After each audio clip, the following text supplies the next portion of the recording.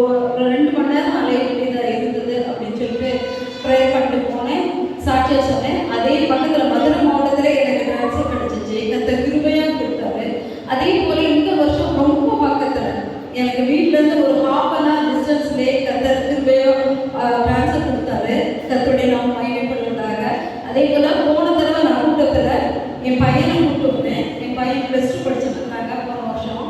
அப்போ அவனோட நிலைமை பார்க்குறப்ப ரொம்ப எனக்கு பத்தாமல் இருக்கும், ரொம்ப கஷ்டமாக இருக்கும். நான் வந்து சிஸ்டர்கிட்ட ப்ரேயர் பண்ணிட்டு போனேன். கர்த்தர்கிட்ட நான் கேட்டது ஒரு 60% மார்க் எடுத்து என் பையன் பாஸ் ஆகணும் அப்படின்னு நான் கேட்டேன். ஆனால் கர்த்தர் அதிகமாக நம்ம எண்ணுவதற்கும் நினைப்பதற்கும் மேலாக செய்ய வல்லதையோடு தான் நம்ம ஆராதிக்கணும். 72% என் பையன் மார்க் எடுத்து பாஸ் பண்ண திருப்பி செஞ்சாங்க. அதே போல் கர்த்தர் அக்ரிகல்ச்சர் காலேஜில் அவனுக்கு சீட் கிடைக்க திருப்பி செஞ்சாங்க. கர்த்தருடைய நாம் மகிமை உண்டாதாக. அதே போல் ஒரு வருஷம் எனக்கும் என் கணவருக்கும் ஒரு பயங்கரமான பிரச்சனை, பயங்கரமாக சண்டை வரும். நான் அக்காட்ட கூட ஆலோசனை கேட்டிருக்கேன், கர்த்தர்கிட்ட கேட்டு ஜெபிக்க சொல்லியிருக்கேன்.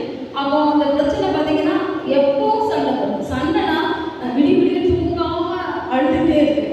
எப்பவுமே என்னை என் கணவர் ரொம்ப பேம்பரிங்காக பண்ணுவாங்க. ரொம்ப லேசர் அழுத கூட பிடிக்கிறது.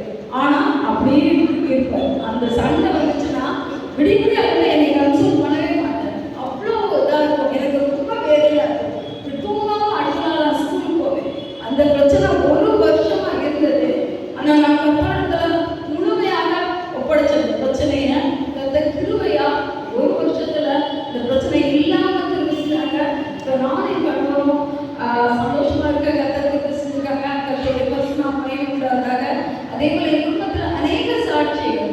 எங்கள் அங்கிள் எங்கள் அம்மாவோட தம்பி டியூமர் இருந்துச்சு, அவருக்கு லங்ஸில் டியூமர் இருந்துச்சு.